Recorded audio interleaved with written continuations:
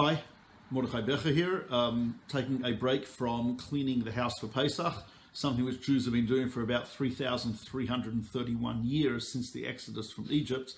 We clean the house of all the chametz, the leavened bread, we bring in our Passover Pesach products, the matzah, etc., etc., and we prepare for the Seder, probably the longest running ritual, educational event, meal, etc. in history.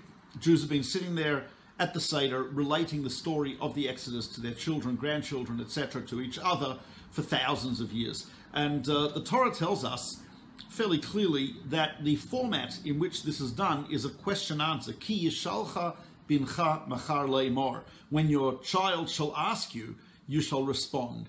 And very famously, we have 4 questions in the Haggadah, and much of the format is supposed to be question-answer. Maimonides tells us, based on the Talmud, that your child should ask you a question. If your child doesn't ask, then your spouse should ask you. If you're by yourself, ask yourself.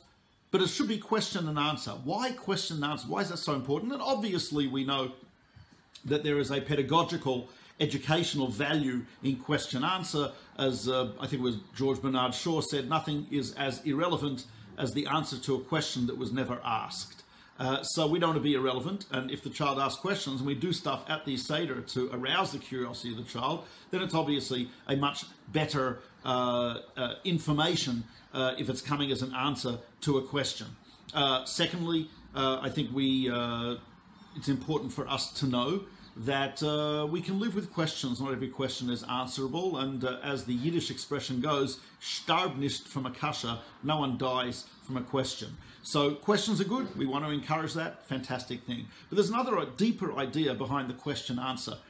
The question-answer idea represents the very purpose and the very goal of humanity, which is to take a world of tohu, chaos, confusion, lack of order, and to use our intellects and our minds to order that world, to put it into a structure, and to actually head it towards a goal of the service of God and the fulfillment of divine command. In other words, we enter a world which is full of questions. We enter a world which is tohu, a world of shockingly amazing apparent chaos.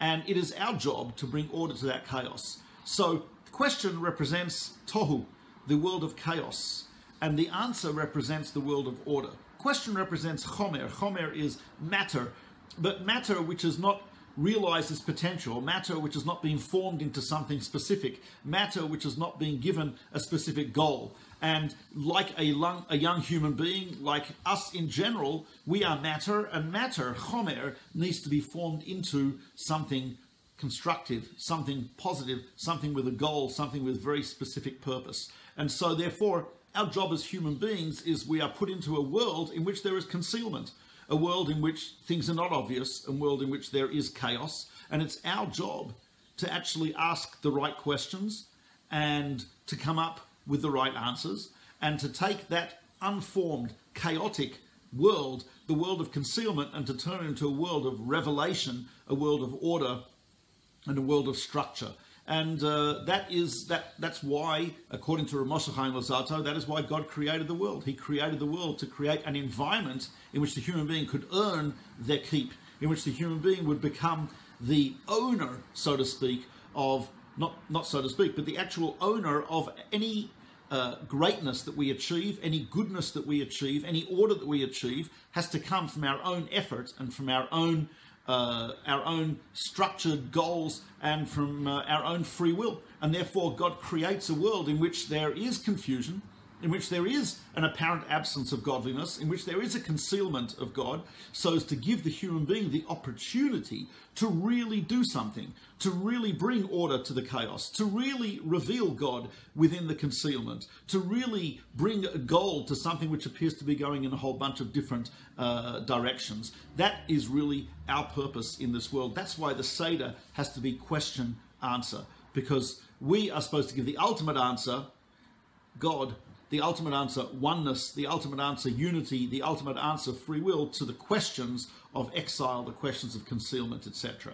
So question answer is important educationally, question answer is important emotionally, question answer is important to be relevant, but it's even more important to teach us that that is our purpose in this world, in this life, which is the answering of the ultimate questions, asking the ultimate questions, because a person who doesn't ask why is a person who I think has some serious problems. So we have to ask why, we have to come up with the answers, we have to look for inspiration for those answers, and that's really the goal of the human being. The Kotzker Rebbe of Menachem Mendel Morgenstern of Kotsk, someone asked him, define a good Jew. He said, a good Jew is someone who asks why.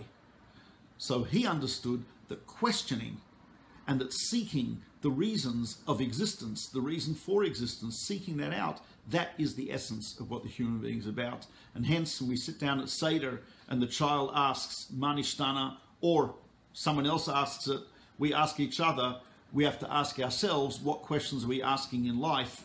And are we actually seeking answers to those ultimate questions? Thanks very much. Have a wonderful Chag Kosher V'Sameach, a happy and kosher Pesach.